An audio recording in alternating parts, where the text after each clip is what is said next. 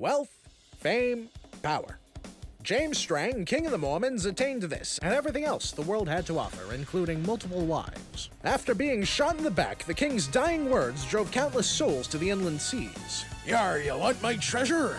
You can have it. Now you just have to find it. These words lured men to the Great Lakes in pursuit of dreams greater than they ever dared to imagine. This is the time known as the Great Mormon Era. This is James Strang, self-proclaimed King of the Mormons.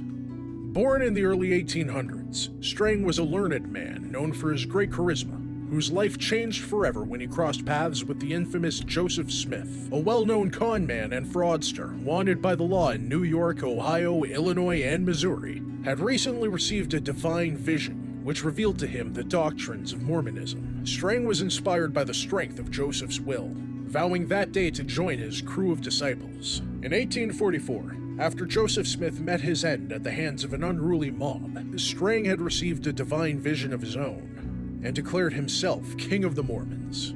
He was rejected and excommunicated by Brigham Young and the other high priests almost immediately. But undefeated, Strang led his followers to the northern waters of Lake Michigan, where he established the town of St. James on Beaver Island. In his prime, the Mormon king had over 12,000 followers at his disposal, 5,000 of them fighting men, and a deadly fleet of over 100 ships. It wasn't long before reports of Strang's forces seizing ships and businesses around Beaver Island reached the mainland, and newspapers declared the Mormon king to be a pirate, marauder, and all-around scoundrel. Despite this, he managed to get elected to the Michigan House of Representatives in 1853, a station he maintained until his death.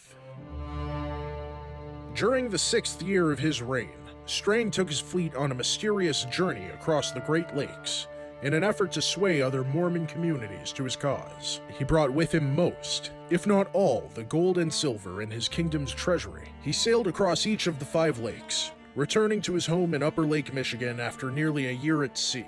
He soon learned that 2 of his followers were conspiring against him, Thomas Bedford and Dr. Hansel D. McCulloch, both of whom were angry that Strang was sleeping with their wives. Even then, Strang smiled to the world and issued a public challenge. We laugh with bitter scorn at all these threats.